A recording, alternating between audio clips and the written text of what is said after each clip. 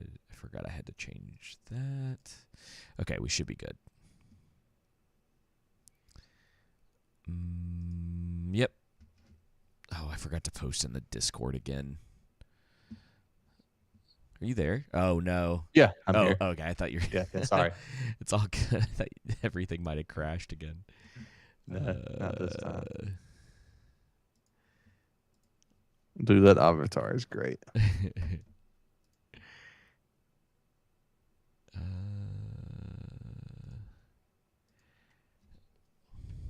No. Down. There we go. Okay, back to this. Everything looks good. Cool. Well, Yeah. Joseph, We live? everybody keeps dying. Oh, yeah. I know. We are live. Okay. Yeah, we are live. Yeah, we sound good, by the way. Yeah, you're not lying. Hayden, Dolly Parton, right? Well, yeah, and Hayden Panettiere last week. Oh, that's right. Yep. Mm-hmm. Kind of crazy, you know. Sad few couple of weeks. Yeah, it's been tough for sure. Like 3 weeks because of John C. Dvorak was the main one that really hit home. Yeah. It sucks to hear about Haley and then Dolly as well. And the Dolly stuff, from what I've been told at least, has been everywhere. Oh yeah, she's really big in this area, like this Appalachia, I guess. Yeah. Because growing up in Georgia, like I knew who she was, but it seems like up here it's kind of a different thing. For a lot of people, like she was kind of like a national treasure for this area. So I don't know. But yeah, it's sad news, you know. Someone asked me today, I mean, you never know, right? Somebody asked me today, they were like, well, how did she die? And I was like, well, she was 80. Like, I think which is crazy because I wonder if that is a symptom of like usually when celebrities or people who are well known die, it's not just because they were old. It's like something else was going on. Always seems to be the like go-to thing. It's either that or I think it's interesting that's like the exact details of like, was it liver? Was it, you know what I mean? I don't know. Yeah. Find it interesting. Definitely. So yeah. But being 80 is pretty old, and so it's easy for things to go downhill quickly. I mean, a lot of elderly people, I mean, even from just a hip replacement, they will die. Yeah. John was 80 as well. So yep. And Hayden Panettiere was my age, which is interesting. Crazy, right? Yeah. Apparently that was like an overdose thing. I don't know for sure. Yeah. Accidental, maybe. I mean, honestly, you never know. Maybe you never know. Apparently, she was calling. I saw like a clip from the video. She was like calling some people out in the industry over like perverted stuff, abuse. I guess. Yeah. Which seems to kind of always be the case. I think it's interesting. I think I was listening to No Agenda, and Adam brought that up, where I think it was him, but he was like, yeah, it's never like important things that people get caught for, or, you know, it's always like sex pest stuff. Mm-hmm. You know, like it's you know, with government officials, they're never getting put away or thrown in jail or whatever because of the actual thing they did. It's always like, well, we gotta go after their vices or whatever. Yeah. Which I find that to be really interesting. I think that's more. I wonder if people relate to that more, like on the drama, sort of like people will watch something like Love Island over something that might be like higher cinema. They just want that like really basic drama type stuff, and not the stuff that makes you like think about your life in a way, or something like that. It's very interesting. Oh, I have another little thing for you that I was talking with some people about today. Oh, interesting. Yeah, and Far away. you'll like this one because it has to do with one of your favorite television shows, if not your favorite. I don't know. It Ooh, wasn't college, so um, there is a very Desperate Housewives. yes. Oh, perfect. Joseph watched Desperate Housewives over and over again in college, um, for some reason. Yeah, he's Uh, a big fan of the soap opera um, drama. hmm You know. hmm yeah. So, The Office, very like pretty monumental television show, classic at this point. And I was talking with some people at work today who were younger than us, but like college, they've already graduated college, right? So mid 20s or so. So about a 10-year age gap for us, give or take. Well, they are huge fans of The Office. It's almost like it didn't skip a beat through like millennials to Gen Z up into a point. Oh yeah, The Office. Yeah, but But this people isn't. would get so offended if a show made those jokes today. Yeah, Dude, I no, it's watched so on the weird for way sure. when I went to Houston for work. Um, on I think it was on the way there. Maybe it was on the way back. I watched. Yeah, it was on the way back. I watched like 3 or 4 episodes of The Office on the plane, and one of them being Diversity Day Yeah. from the season one. You want my cookie? And then she just slaps the mess out of him. Like that's the perfect response Yeah. in that scene. You get the, you know, the hilariousness of Michael's just overblown, um, uh, like obtuse, world that he lives in, not realizing how offensive he is, Yep. and then you get Kelly just slapping him. It's interesting too to see how different her character is from season one, and when it's really like season two, especially towards the end of season two into season three, where they really start to hone in on each character. But that and so seeing season one is definitely interesting. Yeah, because everybody's a little different in that season, and it doesn't feel like and they didn't figure out a lot of the characters until season two. Yep. And Michael's like a little bit different. I can't remember.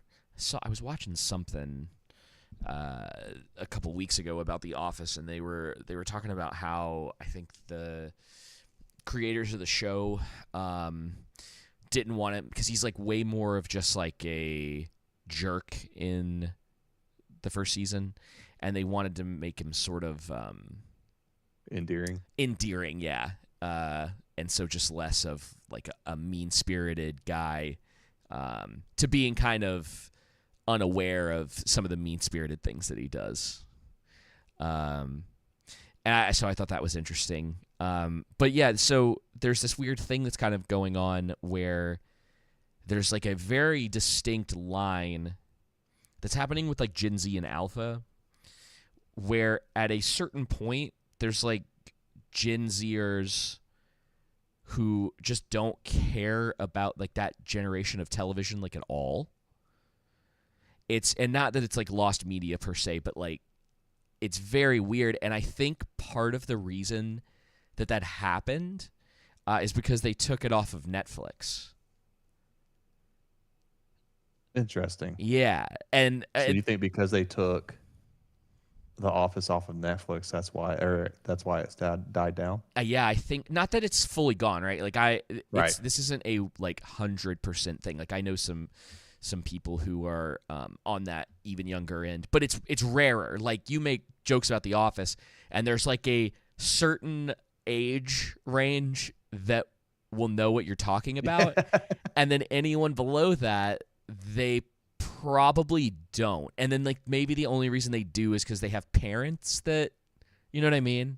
Yep. I just love. I think it's so interesting watching sort of like the younger generation and the way that they are with things. How they consume media. And it's very funny and like endearing at times, and then like other times I'm like, oh, okay, I feel like I'm speaking a different language. Like one of the guys that I work with, he's pretty young, and he was getting all like upset about something yesterday and like flustered over this like very minor thing, like did not matter. I was like, hey, like, you know, it's not that big of a deal. And I told him before I left, I was like, hey man, I was like, there's hills that are worth dying on and hills that aren't. I was like, this really isn't one of them. I was like, it's cool. Like, don't worry about it. And he literally like looked at me and he's like, I don't have any idea what you're talking about. I was like, are we speaking the same language here? Like, you're literally, you're kind of having you're a an unk meltdown. now, David. Yeah, I don't care. I kind of love it. They don't understand the lingo, man. No, well, they don't understand language. It's not like I was. That's true too. It's sort of like, Yeah, I got one of hello. one of my coworkers that I work with. He's 23, and so I'm like, oh gosh, you're younger than my youngest sister. I am old. Yeah, right. It's weird when you start putting that stuff in perspective. Because I was making a joke about the Backstreet Boys yesterday, and he was like, I don't know who they are. I'm like, wait, what? Yeah, dude, isn't that weird? What? It's like you live on different planets from people sometimes. I'm like, come on, everybody knows the Backstreet Boys. Yeah. I mean, geez, my youngest sister's only 3 years older than you. Come on, like, well, and it's weird, right? It's like there are just, and I this is something that's different than when we were growing up, right? Because the Backstreet Boys, for instance, everything was very still more like collectivized at the time, like big groupings of things. Like you had NSYNC, you had the Backstreet Boys, and you had 98 Degrees, and then there were a bunch of other smaller bands underneath them. But it was the Mickey Mouse Club, right?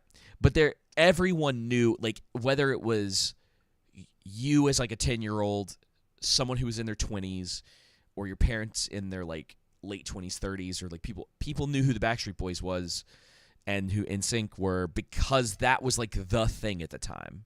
And you still sometimes have that, but not for as long, and not as big, right? It's the same thing with like Michael Jackson.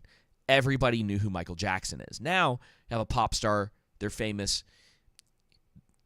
There could be a 10-year age gap with someone, and they have no idea who that person is, right? Yep. Like if I went to my mom right now and I was like, "Do you know who The Weeknd is?" She'd be like, "I have no idea who that is." You know? Oh no, she would have no idea. No, I barely know who The Weeknd is. yeah, I know like a couple of his songs, and again, I think part of that's just because of the environment that I'm in. Like I think if I wasn't working with some people that were younger than me, and then like if they weren't playing music all the time, I might not really know. Now he might be different because he's made a couple television shows that I haven't seen. He's just like kind of on the edges of the media space that we cover most of the time. Right. But like the point being is that there's, you know, people who are 10 years younger than us that I know there's some stuff that I'm like, I have no idea what you're talking about.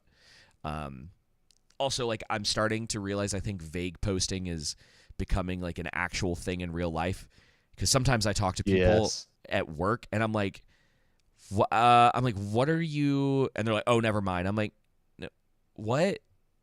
Like, why was that the most vague conversation that I've had? So strange sometimes, man.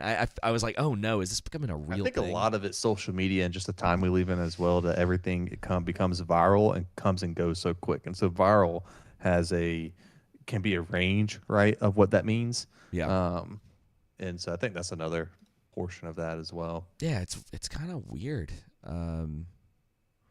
So that's just some of the strange things that are kind of on the edges of what we tend to do. One of the other things I find interesting, a lot of like the Gen Z folks go to the movies still.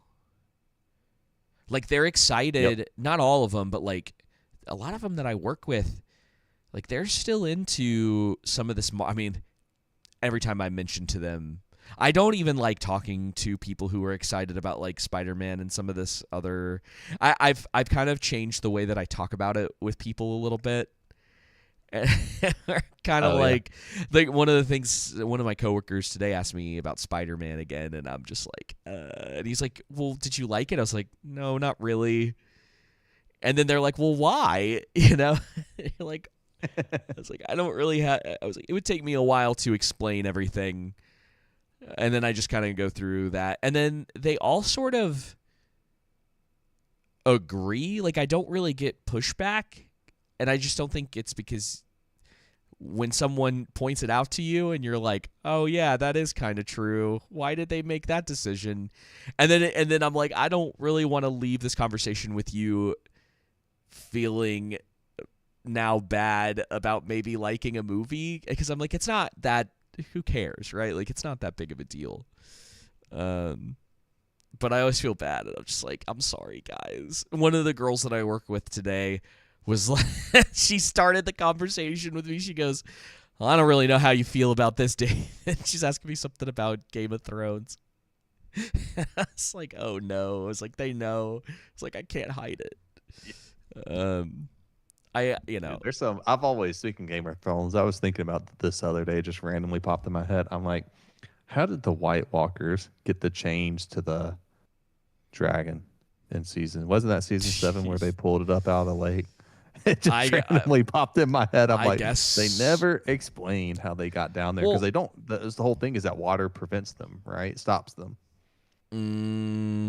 Well, I don't think it. Oh, the White Walkers. Yeah, I don't know. I mean, it's like, how did they get the chains down there? I could give you some sort of dragon. Yeah. Why did he go off of?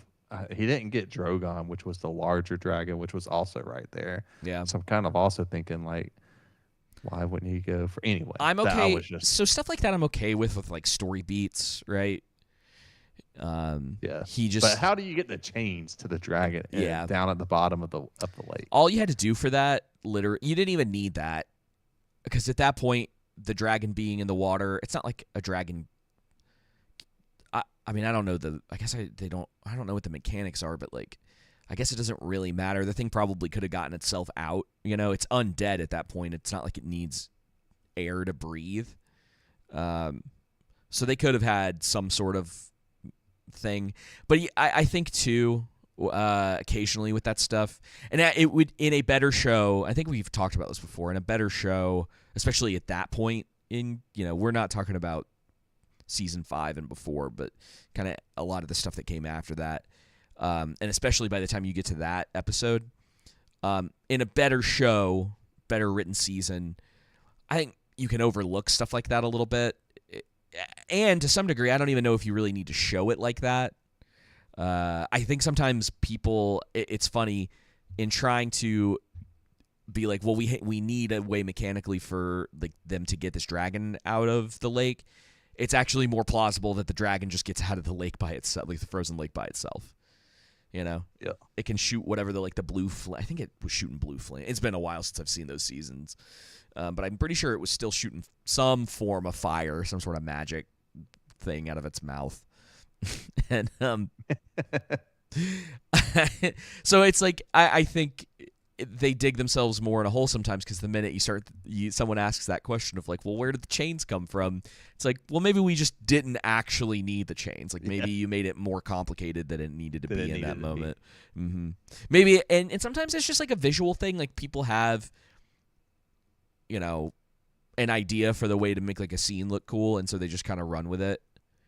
But yeah, it as desolate as that place is, and the way that the White Walkers tend to be, it's like, it doesn't seem like they'd have chains just available to them, But a lot of especially those late seasons, is the problem with kind of the Game of Thrones stuff, is that it used to be so detailed, and it would take its time and set things up. It would spend the whole season like setting up certain things. So like, you could have developed the White Walkers more, made them more than sort of just like this one guy with a like kind of semi-mindless horde. You have like the few of them that seem to be sentient. But if the showrunners ultimately, they got bored, I think, and they just didn't care about the show nearly as much. And when you're creating something like that for 10 years, 10 years of your life dedicated to this like specific thing,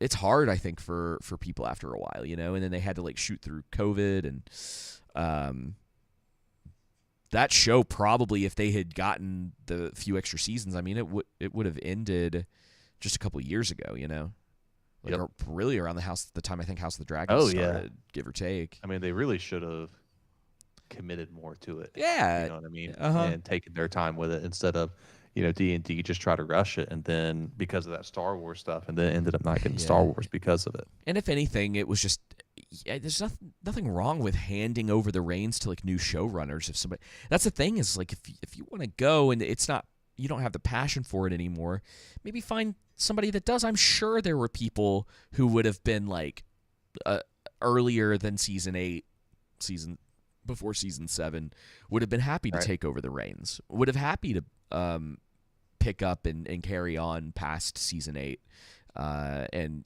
keep that show kind of like running a little bit longer. I think the audience was still there at the time. It took people a while, not so much with season 8 specifically, but with the seasons that came before it. I mean, it didn't take much convincing on my part, especially because that whole Game of Thrones, between Game of Thrones and The Last Jedi a few years before that, Yep. that was really when stuff started being like, it wasn't as much going back. Like there were a few things, but that was the moment of being like, oh man, are things Going down. That's a good slipping? point. Are we slipping here? And that's when it started to become a lot more noticeable, not just to me, but to a lot of people, you know? And Yep. then over time it's, been that way, but it was kind of flows back into what I was saying before. It's like, some people still watch Game of Thrones and they're like, oh, I like kind of the whole thing. And you kind of realize like, Oh my goodness, The Last Jedi came out in 2017. yeah, isn't that crazy? Isn't that technically Mexican's favorite? It is. It is his favorite Yeah. movie. Yes. He's not here to defend himself, so yes, it is. But yeah, man. I just I think that they definitely could have kept. HBO should have kept it going. I mean, it was so hyper popular for them. I know it was Dude, expensive, it was so popular, but- man. And even with it being expensive, though, they just needed to, slow it down and tell, a proper story and still end it, right? But yeah, man, they could have kept that going for a while with how popular it was. Yeah. Sweet. Well, let's talk about some movies. Let's do it, man. Let's do this. Why don't you tell me about your 5 and I'll fill in the gaps, because I'm sure we'll have a little bit of crossover, but I really yeah. I don't know how much, so this should be interesting. Yes. Let me pull up my list. Sorry. No, you're good. I gotta get my handy dandy notebook out Oh, for all the Blue Clues fans. Is that show still on? right Have we hit a point where that's not relevant anymore? Oh, I don't know if it is on. I was assuming it was. Have we moved on to Bluey and Yeah. What's the other one? Paw Patrol. Yeah, that's been around for a while. All right. So you ready for the 5 I watched? Yes. Yeah. Well, why don't you? I don't know. You can decide the order you want. Even you can go if you have just your list or whatever. But just go. Tell me what it is, and then give me kind of like your rundown, and I'll. It's 4, not 5. Sorry. It's fine. Wow. Wow. All right. So you want me to start with the one Whether that's the best for my? I'm gonna yeah, start with that's fine. with the best one and go to the worst one. Okay. All right. So I think the best one for me was the drama with Robert Pattinson and Zendaya. Okay. It was a very interesting movie, and I would kind of say like it does have a story and it has familiar beats, but to me it was it's not as good as what's that movie with Adam Driver and Marriage Scarlett Story. Johansson in it? Marriage Story. It's Story. not as good as Marriage Story. Mm-hmm. So it's like a few tiers below that, but that's it's not about a married couple divorcing. It's basically about how do I say it without spoiling? So the plot would be that Robert Pattinson and Zendaya get engaged, and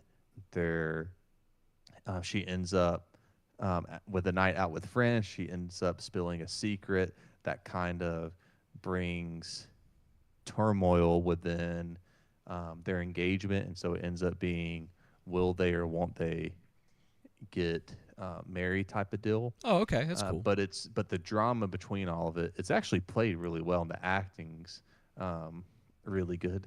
And I don't know, it just like seeing effort, seeing a very tight story was refreshing. Okay. You know, it's not gonna knock your socks off or anything like that, but it was good. Like I didn't feel like I wasted my time. Okay, good. You know, the performances were good. Zendaya was good. Robert Pattinson was good, and it's I, I I think intentionally, but maybe unintentionally funny. Like I was laughing at so many things Yeah. as it was. I don't want to spoil it from you, but for you, but it's. Can I? Can I?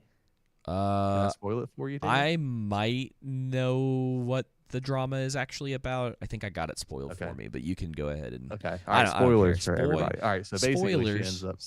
she ends up confessing at so they're at this dinner with their friends, and all of them are telling them their darkest secret, and Yeah. she's like, "Well, I almost carried out a mass shooting at my school." Um, like whoa, Jeez, bro.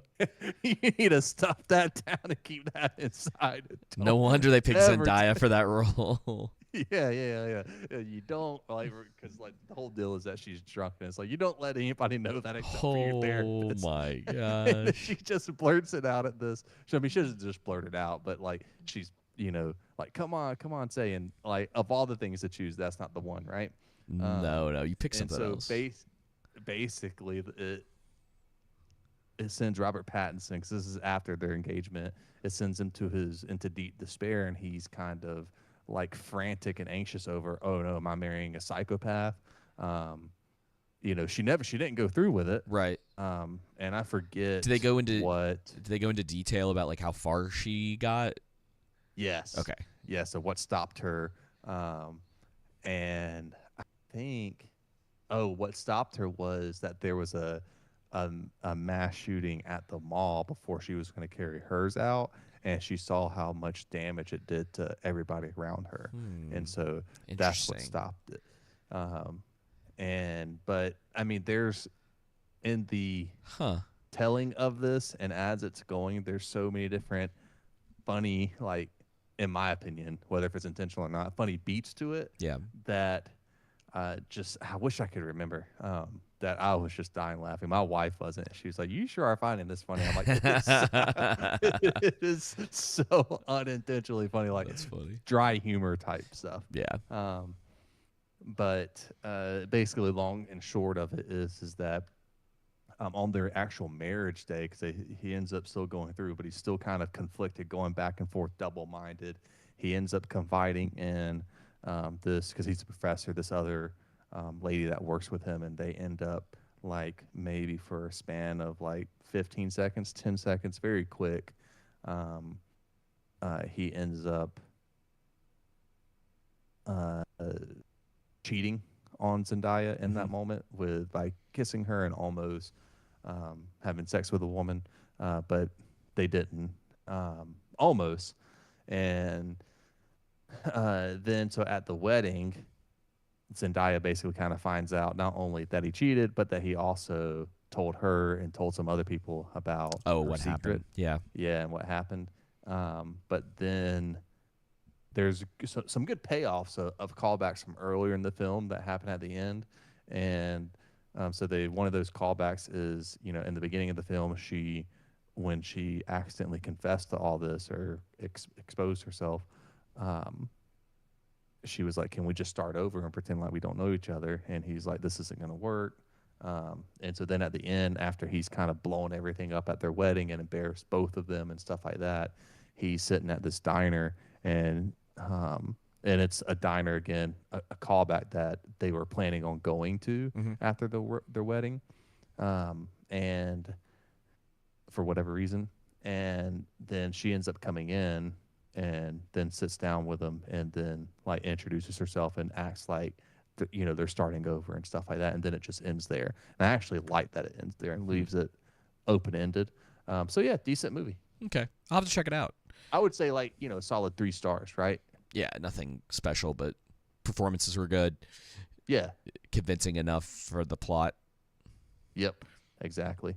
Were you convinced by her reasoning for not going through with it? Um. Yeah, because they're doing Okay. flashbacks and showing the younger version of herself. Um, and I think just the fact of like, the kind of the whole point of her almost carrying this out is of course, the typical deal that they put in movies of she's bullied, isolated, stuff like that. Yeah. Um, so then the fact that, oh, this other mass shooting happens and those people who were quote unquote bullying her, being friendly with her and stuff like that, changes the deal, believable enough. Okay. Yeah, yeah. I need to check it out. Yeah, I see it. It's just one of those things that, like, I think a movie like that would be something someone has to recommend to me. Like, I'm not going to necessarily Yeah. just go out of my way to watch it. Yeah, it's Um, not great, but it's not bad. I say that, but then when I tell you one of the movies that I watched, you're gonna be like, "What's wrong with you?" Oh, no. um, it was one of the worst things I've seen this year for sure. But okay, what's next? But so just to add on to Oh, that, please. I enjoyed Robert Pattinson's and Zendaya's acting. I don't think that Zendaya's a bad actress because with things outside I've seen from Marvel, her acting's been fine. Like, it's just She can do it. I think it's just the way that she's directed most of the time. It's like everything that she's in, because even in Brand New Day, one of the only things that stuck out to me was it seemed like she was actually trying to act in that. And I was like, oh, yeah, okay. I was like, yeah, she can emote. She has these different types of expressions. It's not just sort of the no very like expressionless stuff that she was doing in the early yeah, Spider-Man. Even some of the stuff and she was young then too. Like, obviously she's a more seasoned actress than she was. She's probably had time and coaching to get better on certain things, and I'm sure if not her, people in her sort of corner or whatever are aware of how people kind of feel about her as well, like you could say her acting style, yep, and trying to it's fair criticism, you know. Can't do much about her being in literally like everything. Like, she's on top of the world as far as she's concerned. I think sometimes her popularity, it feels semi-manufactured, but it kind of feels that way with a lot of actors and actresses that get into those positions these days. right, It's like different now. They all kind of, well, a lot of them sort of look the same, yep, feels very stock. Whereas like I think this is something that's really interesting. I was watching something. I've been watching a whole bunch of stuff about how people have made movies and just different things like that. And something that was pointed out was that when we were a lot younger, a lot of the actors and actresses, they didn't all look exactly the same. They were very distinct. Still attractive, but like they didn't all kind of fall into a very specific category. And it's weird that Hollywood, as of late, everything sort of seems homogenized around that, yep, and it seems like you only have, and I talked about this a little bit last week, you have this same group of people who are in so much of the stuff that's coming out and some of the biggest stuff that's coming out. And I don't know if that's ever really been the case before. yeah. One of the things I think my comparison a little bit to Warfare, although you probably can't really make the comparison, is Warfare, you started off and you're just kind of in it. There's not Mhm. really it's not a linear narrative. It's Yeah. the focus isn't really the story. It's about making you feel like you're in war. Um, and so with this one, there's a bit of a build up, but it really just kind of builds their romance a little bit, very tiny bit, and then it goes zero straight in on the school shooter aspect and the reveal of it. Yeah. And so you could, the criticism I would have of that is, you know it kind of, because it kind of happened so fast, it's but you can criticize it from is it just a shock value Yeah. ask aspect, but the way that it's delivered, in my opinion, I think there's a good argument to where it more so shows uh, comes out as a relationship conflict, and it's not really, in my opinion, I don't think you could say it's a character arc, but more so as a conflict in um, the story, and acts as a hinge point for their relational arc in the story. Yeah. Um, so Well, it's whether if fine. I it feels mean, earned or not, I think that's fine. I think it's yeah. the inciting incident, so to say, um, and so feeling earned or not, I mean, I think it's fine. I'm about to sneeze. Oh, Excuse me. you're fine. Sorry. It's like a weird moment. I'd have to see it for myself, but yeah, I mean, like I don't have a problem with something establishing pretty quickly these two people in a relationship. This is roughly how long they've been in this relationship, because it's not the core of what the movie's about. I mean, obviously it is. Excuse me, it is about their relationship, but not them getting into this or how long they need to build up before you get. If you have like and from what you're saying, your actors are good,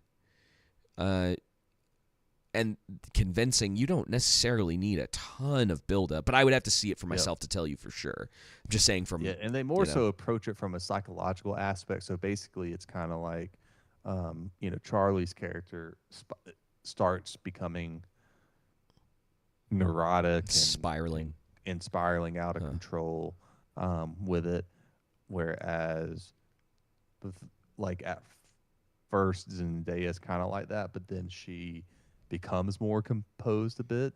And so, but as far as the tone, the comedy, the tension, the drama, and the romance, I think it does a good job. Cool. Yeah. And I think too, I like the aspect of really what they're hitting on is that something that you can forgive? Sure. So, which is interesting because it never happened, but yeah, never went anywhere. Yeah. Interesting. But,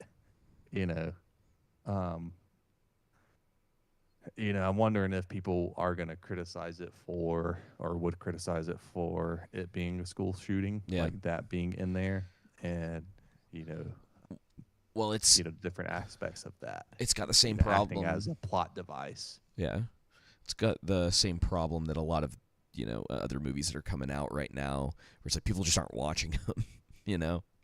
I don't know anybody that's seen that or who's cared enough to mention that they've seen it. I think the one thing I would say too that could have been better is I like the ending and that they end at the diner, but it did seem like a bit of an easy way out of the story. You know what I mean? It probably would have been better if there was, hey, they're like maybe they still end at the diner like that, and it still ends in that direction to where you don't. It looks like we're getting back together, right? But you don't know 100%. I think maybe that happens, after there's some time and because you build up all this messiness and all this, Robert Pattinson becoming more neurotic, and then Zendaya's secret getting out, her being controlled and trying to be composed, and the turmoil that happened from her that revealed into their marriage ceremony, and then to kind of just end it the next day with, or that night, or maybe the next day at night, with them at the diner and starting over, could be a bit fast and could be like the easy way out from this huge explosions of of issues. But well, it's fine. It's the question. At the same time, it's like, how much do you want to drag it on? Of course, you're pacing, and the kind of the question that you have to ask even in stuff that's real, because it's the same argument we get into with sort of these like fantasy projects where it's like there's still kind of rules to this stuff. Like people act a certain way after like a big blow up, and so I don't think it's necessarily a wrong direction to head in to be like, well, is this realistic enough that this would happen the next day? I would tell you if the characters were a little more insecure, Right. that it works. But if your characters are pretty confident individuals, like they might not be that quick to come back to that position. But yeah, I mean, like you're again, it's sort of the question that you just asked, or the way that you set that up of being like, is it worth continuing longer, or is, for pacing's sake, is this where we need to end the story? Yep. And it's fine to talk about whether that's the place or not. Anyway, let's move on to your next one. Yep. So I'm going to go ahead and tell you the rest of the list, and then I'll go into the second one. So Super Mario would be second. Ooh, okay, we'll talk about that. Devil's Wear Prada Okay. 2 would be third, and then Mortal Kombat 2 would be last for me. Okay. I did see His and Hers on Netflix with my wife. What is that? It's a limited series, and it's basically bad drama about who did these murders. I literally never heard of it. Yeah, that's okay. You're not mentioning much. Context. It has the Punisher dude in it. What's his name? Bernthal? John Yeah, Bernthal? Bernthal, and then it has Valkyrie in it. From Thor. Yeah. But yeah, so nothing. I didn't really care for it. And then I've also seen that new God's Monsters or something like that on HBO. It's this docuseries on the animal or the reptile black market and how we got so many reptiles in the US since, okay. like the 70s or 60s, Yeah. 70s and 80s and 90s and 2000s. Interesting so far. Branching out, Joseph. Yeah. I don't think you've ever talked about a documentary on this show. Yeah, I don't think I have, because we typically don't. But But yeah, so I would say Super Mario is the second best one I would watch. Oh. Not much of a plot. That movie's kind of bad. Yeah. I mean, it's definitely, once it gets going, it never stops. So as far as like pacing wise and everything, it, for me at least, it kept my attention with everything. But interesting. There's not really much of a plot to it. No, it's I could not watch it in one sitting. Okay, so it wasn't like that for me. I got to a certain point in it. I didn't watch it in one sitting. Yeah, I got to a certain point, maybe about halfway through, about the time they meet Fox, and I was like, I'm bored to tears. Yep. I was invested for the first couple of minutes when they introduce Rosalina, and then very quickly was just sort of taken out of it. Oh yeah. Peach doesn't act like someone who cares about her kingdom. Nope. Which is, that what's so interesting about like poorly written movies, stories in general, it's just movies are the kind of my thing. The way that like Peach is characterized is, I would say, is fine if the story actually wants to do something with it and add drama to that, but they don't do anything with it. We talked about in the first one, about her like potentially being this like girl boss. If there was an argument, yes or no at all in the first one, it's not there in the second one. Like,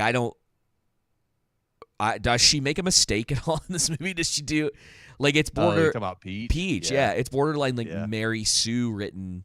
Girl boss. That's from where that accusation stands. Yeah, more firm. From the perspective of the writers, she's just doing like all of these like great things and being heroic, but she's a princess who abandons her people, leaves it up to Mario and Luigi, even though they're the ones who even the movie establishes that they're going out to like help people. So like, I know it's like weird to even say this in 2026, but like Peach doesn't really know her place. Yeah. Like, if you don't want to be the princess, if you don't want to rule over this kingdom, don't do it. But then she just leaves it to Mario. Yeah. It's yours now. which I gotta is do more important things. yeah, which is a weird thing because if I remember correctly in the first one, like she's characterized as really caring about the kingdom and the toads, and like it's a big deal to her because it's her it's like that's her family, that's what she knows. But that's not the case in this one. Yeah, they do some like weird retcon stuff with her in this. Like her and Rosalina aren't, I don't, as far as I'm aware, are not supposed to be related. This is something the movie made up. Along with some like other stuff, but dude, the biggest problem for me is it's very much slop. Like it looks good, like from a animated perspective. I mean, it looks as good as the first one. And the first one didn't have a lot of substance, but it definitely had more than this one. Yeah, you're right. Really nothing happens. Like it's very, very weird. A lot of the stuff I didn't like what they did with Bowser either. Oh yeah, how they kind of wussified him. Yeah, and they don't. His character doesn't really make a whole lot of sense either. Like he doesn't really have an arc. He's like, "Oh, I'm good." No, actually, I'm bad, really. And then you're just like, okay, yeah, it's very void of anything. It's void of substance, like very very very sort of like empty shell of a movie. It's just a pretty looking shell. Yeah, pretty much. Mm-hmm. But yeah, so not really much to that. And then, with Devil's Wears Prada 2, it doesn't, how like, in my opinion, Spider-Man No Way Home hits the nostalgia beats really well. Yeah. Yeah, very well. That second half it's the best thing about that movie for sure.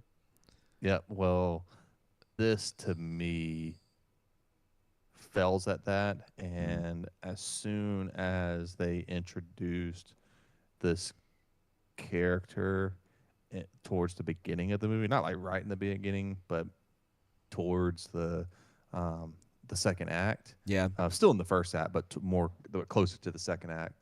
I was like, oh, okay, she's gonna be the one that comes in and saves the day at the end of the movie, which is fine. Mm-hmm. Like it's fine for stuff to be predictable. Sure. It's not that. It's just like, I don't know. I didn't feel it didn't capture the magic of the first one, and maybe I think it was trying too hard, and I didn't really like the aspect I didn't watch the first movie again before seeing the second one, but I didn't like Anne Hathaway's character arc in it, or characterization in it. That's a better way to say it. Her characterization, where she's at in life, and kind of run-of-the-mill stuff, like, not that interesting to me. Yeah. Now, my wife liked it, but something else I heard recently, when it comes to like writing, especially for a movie. It's like one of the questions that you have to ask yourself with the story that you're making is why are we following this person at this time in their life?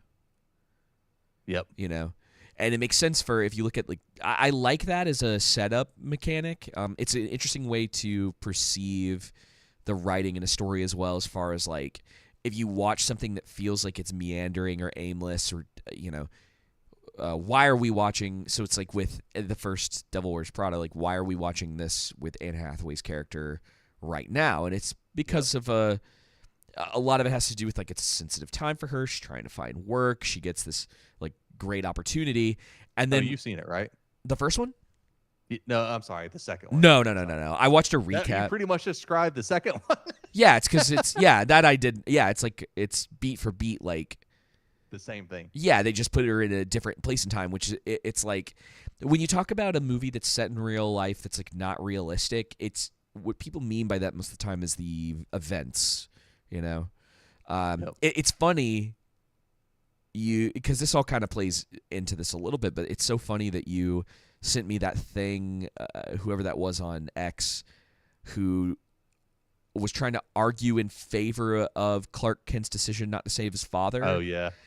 And what that guy... Okay, so what's so interesting about that is that the way people argue this stuff I always find interesting because writing comes from somewhere, right?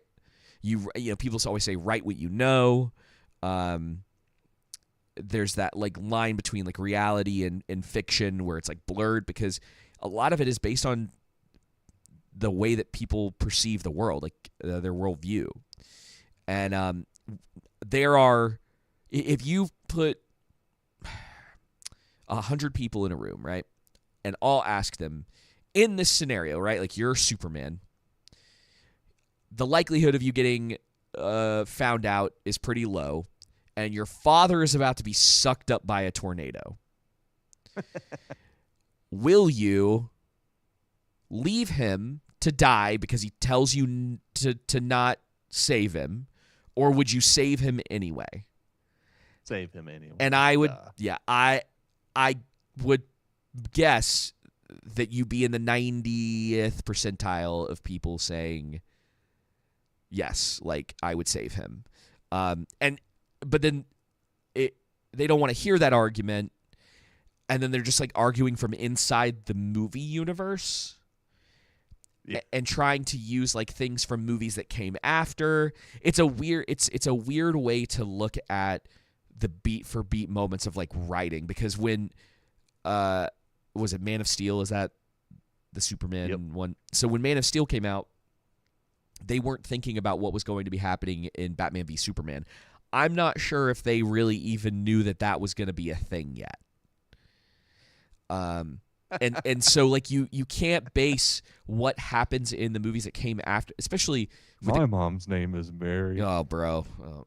And so, and I'm pretty sure that's what that guy was doing, is he was trying to make some sort of argument for where the movie was headed based on like Batman v Superman and the way that people were treating Superman and not liking him. Just like kind of a misunderstanding of even what was going on in the Snyderverse at the time. And like Snyder's not a very good writer. Like he's not complicated, you know? Him being like, oh, there's some people that hate Superman because they see him this way. It's not particularly deep for like writing mechanics or themes, you know? He's kind of always been on the nose with his themes and stuff, you know?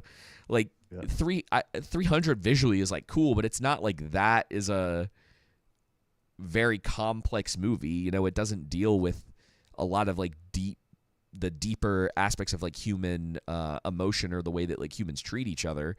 Like they're still kind of dumb popcorn superhero movies. Yep. I don't know if Snyder, like I don't know how it would be tough for me. I could probably put a list together of all the superhero movies that seem to go a little bit deeper, trying a little bit more. But there aren't a lot of them. You know, I mean, it's not. I think the stories still need to be really good. Like they need to be properly told, but I don't think they have to be particularly deep or complicated. It's rare that happens. Like Watchmen, at least from the comic perspective, is probably one that tries a little bit more. That was the one that kind of put into motion the more like mature aspect of writing superhero stories. It also brought about the age of like super edgy, like that's kind of boring. Oh, Superman is evil stuff too. Though I think that was a concept before. It's just one of the things that helped popularize a lot of that. Stuff like The Boys. But it's very interesting the way that works, and then just like taking it back to those movies. Like people don't always notice that stuff. But did Devil Wear Prada, did it make the second one? Did it make money? Was it? Yeah, I think it was successful. I again, it's like one of those ones that made a lot of money, and I don't know anybody that saw it. You know, yeah. And if they did, they didn't. It wasn't worth talking about. You know, and maybe that's the case, is that it was nostalgia, and a bunch of people who liked the first one went to go see it, and then never talked about it because it wasn't worth talking about. Yeah, let me see. I'm gonna look at it. I wonder what the first one made. Let's see. The first one made $326 million worldwide, which, I mean, you got to adjust that for inflation because it came out in 2026. What was 2006. But the second one made $692 million. Okay, so they were, I mean, if you're adjusting for inflation, they probably did about the same, you know. What was that? Were the budgets like decent on them? I'm about to see. Because obviously that budget right now. So apparently the budget was roughly $100 million. So say it needed 250 to break even. If you say even if you say 300 million, then it makes its money for the new one. Yeah, for the new one. Okay, cool. Now, The Devil Wears Prada's budget was probably much less than that. Yeah, it was 35 to 41 million dollars. Yeah. Oh yeah. So it was pretty successful as well. Interesting. It took that long to make a sequel. I wonder if because that was 2006. The rom-coms and that sort of genre I think really started to fade into the 2010s. Yeah. Let's see what Grok says. How much that is inflation-wise there. $326 million. Actually, the first one would be more successful. That's roughly $541 million in today's money, which is crazy to think about. Yeah, interesting. Value of the dollar. Hey, Caravaggio. Power of the dollar is being devalued.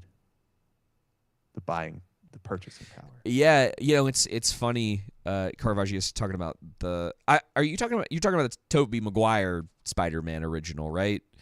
If so, yeah, that makes sense because Sam Raimi. I mean, like, you go back and watch Evil Dead 2, and what's the third one called? He's always had a bit of an absurdist style to him. And it fits a lot of Spider-Man really well. I love this. It's called Spider-Man 3, I thought. Huh? Wasn't it the one with? No. Raimi, the Evil Dead, his Evil Dead trilogy. Gotcha. He did Evil Dead 2, and then Army of Darkness. That's what it's called. But yes, it's Spider-Man. Yeah, the third Spider-Man movie. It's called Spider-Man 3. Sorry, I didn't catch that. That's so funny. Yeah, I was like, what? But yeah, especially there's some Raimi brought some really interesting stuff to the table with his style, but I like it. I mean, like not so much with because he did the Doctor Strange and the Multiverse of Madness, which I hated. But yeah, there's a lot of like kind of weird stuff in that, but it was distinctly like his style, and you just don't see that. That's what I was kind of telling. I think I was telling you, Joseph, and I was talking to some people about this, that it's like the new Spider-Man movies are very clinical, kind of all of them. Even though I like the Homecoming a good bit, it's still kind of a clinical movie, and I think that was one of the criticisms people had of that one as well. That it's very like clean. Kind of the aesthetic is very neat and tidy. Like the movie doesn't have a whole lot of like character to it, and I don't mean characters, but the feel of the movie and the distinctness of the people making it and decisions that they decided to make stuff stand out. Now, people have gotten criticized for that because, like, I don't know, did you ever see that Eric Bana Hulk movie, Joseph? Do you know what I'm talking about? It's the one that came out before the Edward Norton one. Yeah, I saw that one. So, and it got criticized for this at the time. I would say it's kind of endearing. It used like comic panels, like it would use them in scenes to like try to be kind of comic booky, and like that movie is not very good. It's kind of boring, but aesthetically, like I like stuff like that.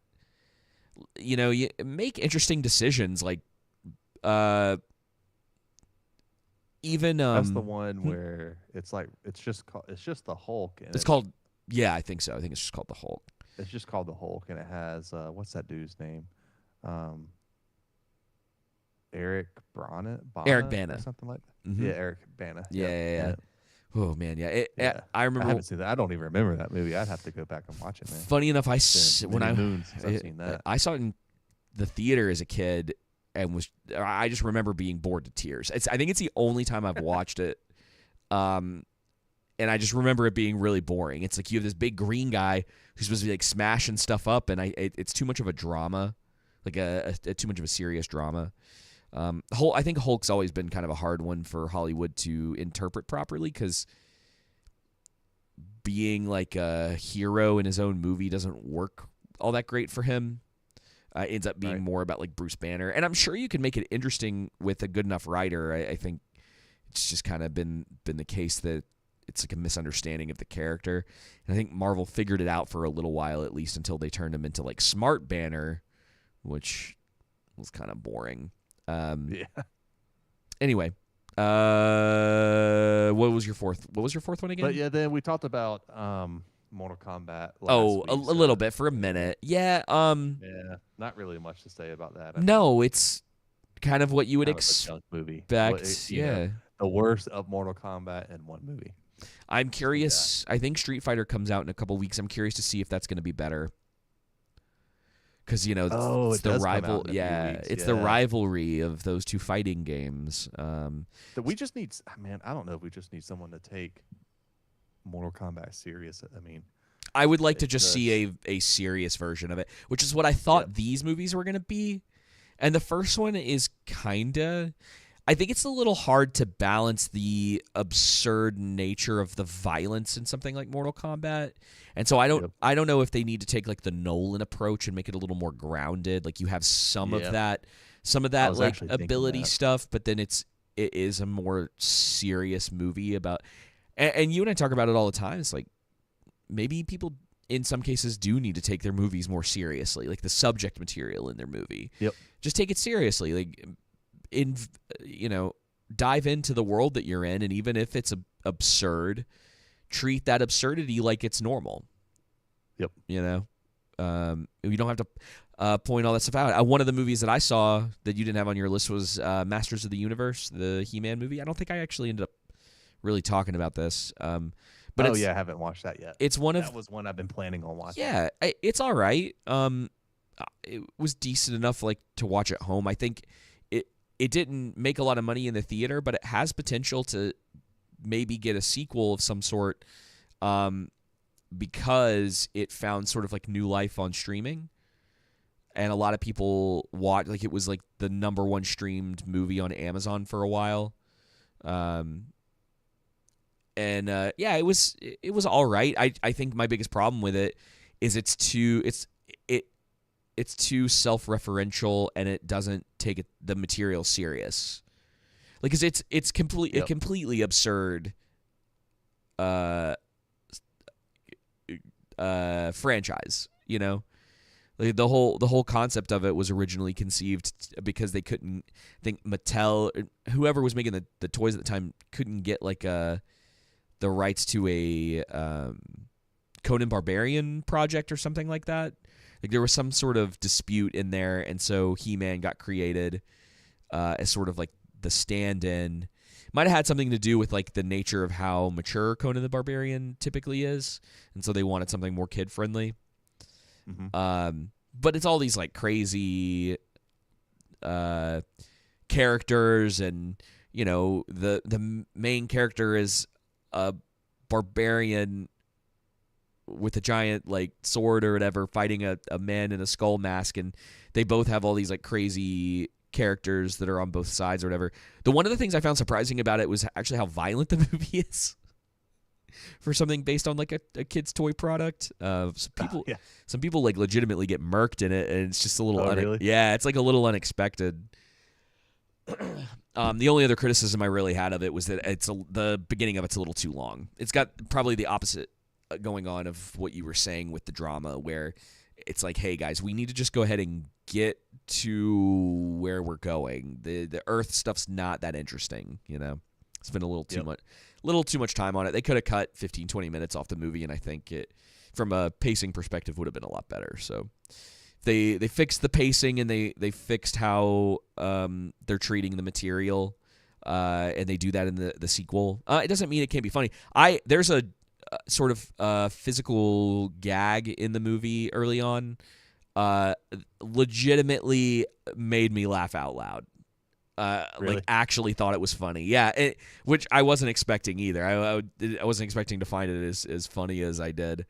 Because a lot of the humor in the movie's not that, it's sort of the typical like stuff, Marvel style stuff you get when they're trying to do the humor in it. A lot of it just like falls flat. It's like, all right, guys. And I don't know why they keep doing it, dude. It's so played out now. Anyway, yeah, Mortal Kombat. Yeah, I don't know if I've got much else to say about it. It was. I liked. I think I mentioned this last week, but I liked the guy that played Johnny Cage. Oh yeah, what's his name? It's slipping my mind. Gosh, I know it's slipping my mind all of a sudden. I can name all these other movies that he's been in. Forget. It's your fault. Yeah, You asked me. Aomir. Man, he was Dredd. He was in Yeah. Lord of the Rings. What's his name? I know his Carl Urban. Carl that's Urban. His name. Yep. Gosh, I like him. I I'm you know, sorry. and anything that Carl Urban's in, I feel like he always puts his heart into. Like he's actually trying to they were trying. He was trying so hard. trying the hard. actors and actresses were trying so hard to make that dialogue work, but that was putrid dialogue. It was rough, dude. Horrible. Oh man. Oh my goodness! There was one time I just kept having to rewind it, and Kayla was like, "Stop being mean." It's pretty bad. Hey, it's not my fault. If I'd have to own it too. There's not a lot of drama in the characters that get killed in it either. No. It didn't. There's not really any build up. You don't have any pull. It's just like, hey, let's just drop this tidbit about I have a family, I have a wife and a daughter. Oh, dude, that part was so funny though, because I didn't really like him in the first one. He was so unnecessary. I think it was so funny. That was probably one of the that, and then a lot of the Carl Urban stuff I just enjoyed, but that part was so funny to me that they put him in there, and then he just gets murked, and then he just literally gets thrown into acid, and they're like, "Oh no, he's gone." And then it's like no mention of, well, I wonder how his wife and child will feel about this, you know? Yeah. And that's the stuff I always find funny with the writing, where it's like there's no real drama in that movie, and it's just because they ignore the places where it would naturally occur, you know? It's how we've talked before about the stuff with the South Park creators. Yep. And how you don't want to do and then, and that's what Mortal Kombat is. Yes. Where what they're always saying is like something happens, and then this happens, but because of that, this is the reaction from, say, like that character is like he dies that way pretty early in the movie. Maybe you write in a way to cause drama with the mother, or with his wife, like bring her in somehow, make it work. Obviously, you'd have to have a better movie, and the dialogue and even the acting to some degree would have to be better. But you can make something work. You could find a way to make a movie more interesting. It's not just because a lot of the fights aren't even good in the new Mortal Kombat. They don't really have a whole lot going for them, even in the areas that they need to be stronger in. Like, you need to have well choreographed fights, and they have to be filmed properly too. And that movie doesn't really have either for the most part. Like, I don't know if I found any of those fights particularly engaging. Agreed. And I think the first one I think the stuff with Sub-Zero and Scorpion at the end was all right. If I remember, I didn't really like that movie all that. I think neither of us, we weren't very hot on that movie either, but No. I think we saw some potential there, and then they just kind of squandered it with this, which isn't surprising, but the movie kind of did feel like it got put out to die. We probably won't be seeing a third one, I would assume. But yeah, there's stuff you could do. I mean, that's the case for a lot of like bad stuff. Like even with like Brand New Day, the Odyssey is a different story because there actually is a well-written version of that, and it's the original. Right. But even Brand New Day, like there's elements of a good story in there. Just a lot of bad choices, and we'll get to it whenever you do finally see it. Keeping my mouth shut for now. You're the only person I think at this point I'm trying to not spoil it for. Yeah. I mean, the movie's made like $2 billion+ or whatever. Spider-Man. Yeah. So I know. That's what I keep telling everybody too. I was like, listen, I didn't like it. I was like, but it doesn't really matter, does it? Because the movie made $2 billion. Yeah, doesn't matter what you think. Does not matter what I think about Spider-Man. I'm right. Like, don't get me wrong. Like, I think from a writing perspective, like objectively, Spider-Man is like poorly written. Like, it's just, and in general, like I just don't think it's a good movie. But they butchered like every character in that. It's unbelievable what they did to him. But I'm gonna have to watch. I'll probably have to watch it again by the time you see it because I'm not gonna remember half of this stuff. There's just like too much going on. Everything moves a mile a minute. Yep. The only thing I would maybe it doesn't really matter. Maybe we can talk about it at the end of the year. I watched this movie called The Devil's Mouth on Amazon. It's like a killer shark movie. It was terrible. That's why I was saying earlier, like, usually I have to get a recommendation to like watch something I normally wouldn't, but for some reason I sat down and watched that dumb movie. It's so bad. This girl, she's with her friends and they're in Thailand, I think. It doesn't really matter, but I think that's where they are. And there's that's that one in that cave. Right? Yeah, dude, it's so I know what bad. you're talking It's about. so bad. It's so stupid. But there I saw the trailer for it. I was like, dude, oh, I'm that cracking looks up. cool. I think I was kind of hoping it would be funnier than it was, Yep. But it's pretty stupid. But they're all like partying on this boat, and they're like, "All right, guys, it's time to leave." And they leave their friend out in the middle of the ocean, like by herself, and she gets like stung by all these jellyfish. It's a really weird scene because it's something. The way that it's written, it should have been like the death of a character, but like she doesn't die.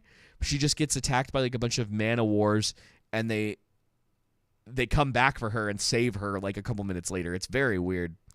And then the rest of the movie is them just being really stupid in this cave with like a totally normal the totally normal shark thing is always so weird to me in these kinds of movies.